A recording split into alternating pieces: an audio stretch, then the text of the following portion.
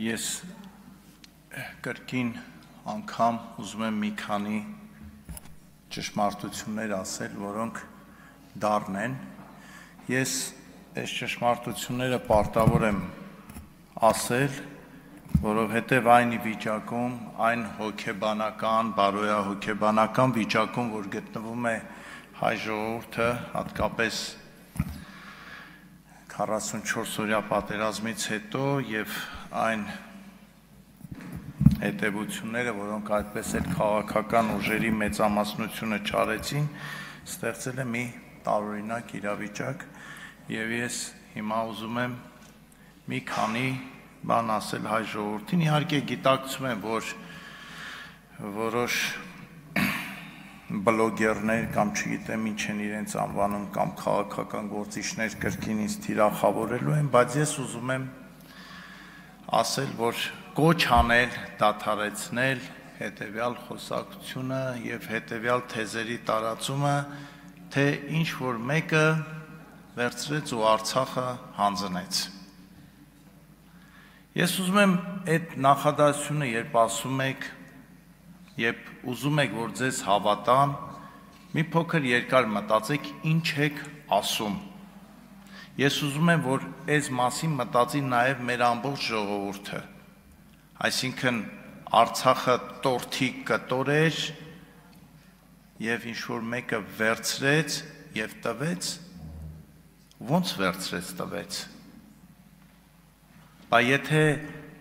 դա այդպես տալով էր կամ չտալով էր, բա ինչի թողեցիք որ տա։ Ինչի թողեցիք։ Մի հսկա քաղաքական դաշտ, փորձով։ Ես սիրելի հայրենակիցներ, ես այս ամեն ինչը ձեզ ասում եմ, որ գոնե օգնեմ մի կաթիլ, որ սուտը, կեղծիքը,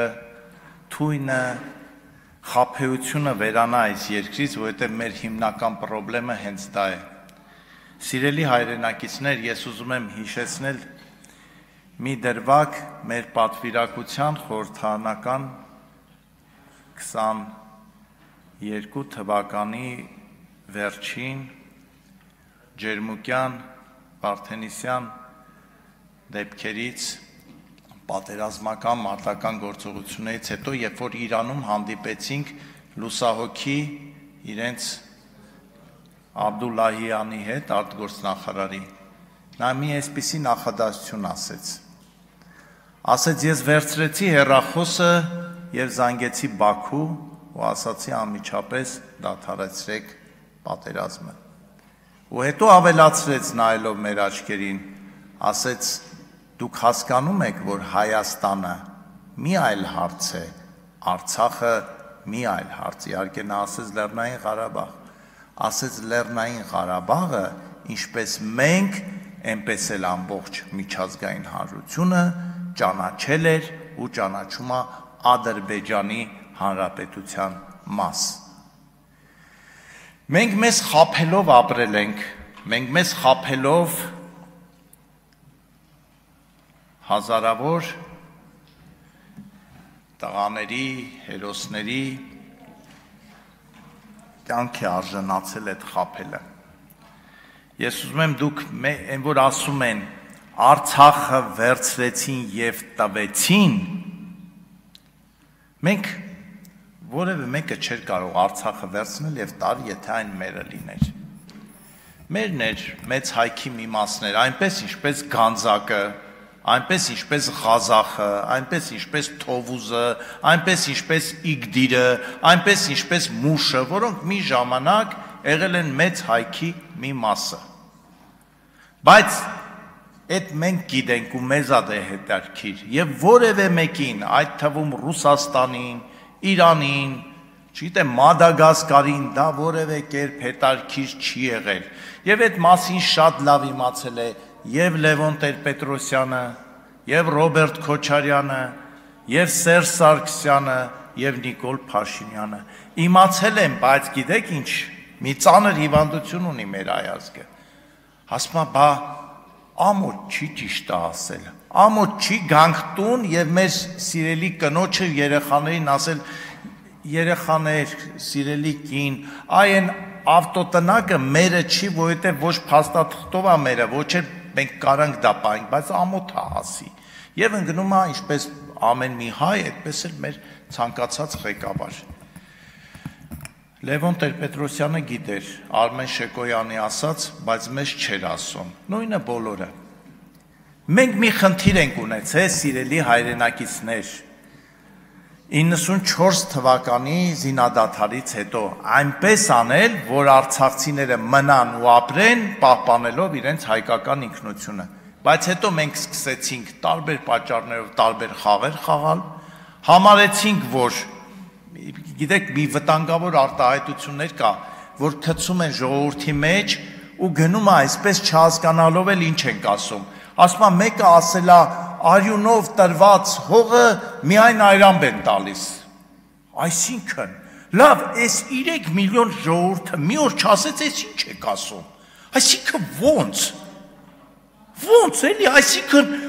դե տալու ենք, բայց թող մի 4000 երեխա էլ զոհվի, տղա էլ զոհվի, քաջ էլ զոհվի, բայց մենք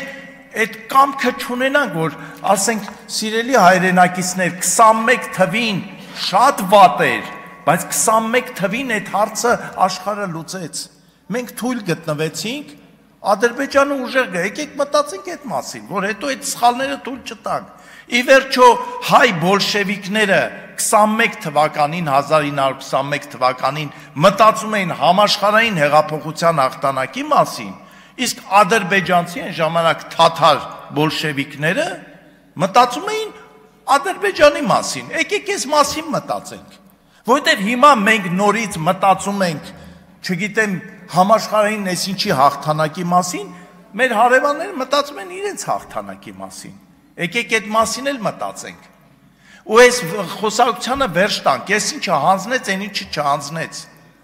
Եթե Սերժ Սարգսյանը 0.5% կամ 10% անգամ իմանար, որ վերահաս պատերազմում մենք գոնե ինչ-որ մի հաջողություն ենք ունենալու, ինքը 18 թվականին չէր ճողոպրի իշխանությունից։ Այս ես ուզում եմ, որ հայ ժողովուրդը իմանա ու քաջ իմանա, որովհետև իրենք իմացել են, որ պատերազմը անխուսափելի է, որովհետև իրենց ամեն տեղից ասել են, որ պատերազմը անխուսափելի է, իսկ իրենք կանխելու փոխարեն փախան, մի հատ ծուղակել անփորձ նոր իշխանության առաջ դրեցին, վստահ լինելով, որ իրենք էլ են հայ եւ ընկնելու են այդ ծուղակը, անդադար ասելով, սրանք եկել են, որ Արցախը տան, սրանք եկել են տալու, դες երիտասարդ իշխանություն ասում են, չէ, մենք չենք տա, ու ավելի էին բանանում, ավելի էին մտնում այդ ծուղակի մեջ։ Իհարկե ես չեմ արդարացնում դա, ես գիտեմ իմ ասելու են բանա Նիկոլի փաստաբանն է, հեսա, ես հայ ժողովրդի փաստաբանն եմ։ Ես եկել եմ այստեղ, որ մեկ անգամ էլ ժողովրդին ասեմ, ժողովուրդ, թույլ չտաք ձեզ խաբեն, թույլ չտաք։ Արցախի հարցը որոշված ա եղել 1922 թվականին։ Հետո որոշված ա եղել 1991 թվականին։ 1991 թվականի սեպտեմբերի 21-ին, երբ որ հռչակվեց Հայաստանի Հանրապետությունը, Հայաստանը ճանաչեց Արցախը Ադրբեջանի կազմում։ Ամբողջ բանակցային գործընթացը եղել է մի հարցի շուրջ։ Ոնց հանենք աշխարհին խափենք, որի փր մենք բանակցում ենք Արցախի ինքնորոշման կարգավիճակի այս կամ այն աշճանի վրա, բայց ձգենք էլի, միջև տենանք ով ինչ է ասում։ Այս է եղել իրականությունը, սիրելի հայ ժողովուրդ, եւ ով կգա այստեղից կասի, որ դա այդպես չի եղել, ինքը առաջին է իր խղճի առաջ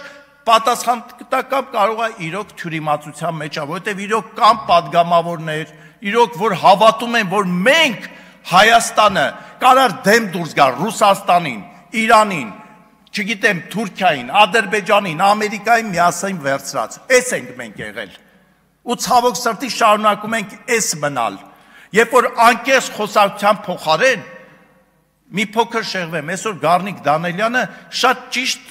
որոշ գնահատականներ տվեց այսօրվա իրականության։ Եկեք մտածենք, այս մեր ներքին գրաքննությունը որն է, որ մեկին զորամաս ենք թողում, մեկին չենք թողնում։ Դա էլ է չէ խոսում, կամ ես հիմա էլ ժամանակը լրանում է, մի կոչ եմ անում եւ վարչապետին եւ եկեղեցուն։ Վարչապետին խնդրում եմ առժամանակ քանի որ իր խոսքը միշտ ընկալվում է որպես պետության, իշխանության խոսք, եկեղեցու վերաբերյալ որևէ հայտարարություն չանի, բայց եկեղեցուն էլ կոչ եմ անում հանուն հայ առաքելական եկեղեցու։ Շատ արագ կողմնորոշվեք, ներքին փակ ժողով արեք, ու եթե մի քիչ կես աշճան սիրում եք հայ առաքելական եկեղեցին, հրապարակային ձեր ժողովներից հետո պատասխանեք հնչող մեղադրանքներին եւ հետեւություն արեք։ Հետեւություն արեք, որովհետեւ շատ ներողություն եմ խնդրում, կես րոպեով ավարտեմ, այս գիշերը պատահաբար այդ էջը բացեցի, որովհետեւ հետո հասկացա, որ այս պիտի ասեմ ես։ Պողոս Առաքյալի թուղթը գաղատացիներին մի հատված կա, ասում է եղբայրներ, դուք կոչված եք ազատության, միայն թե ձեր ազատությունը սոսկ մարմնի ցանկությունների համար չլինի, այլ սիրով ծառայեցեք միմյանց, որովհետև ամբողջ օրենքը այս մեկ խոսքի մեջ է ամփոփվում. պիտի սիրես քո ընկերոջը, ինչպես ինքդ քեզ, իսկ եթե միմյանց խածոտեք եւ հոշոտեք, զգուշ եղեք, գուցե թե միմյանց ոչնչացնեք, եկեք միմյանց չոչնչացնենք։ Շնորհակալություն ձեր ելույթի համար, պարոն Նազարյան, այժմ Հայաստան պատգամավորական խմբակցության անունից ձայնը տրվում է պարոն Օհանյանին, համեցեք։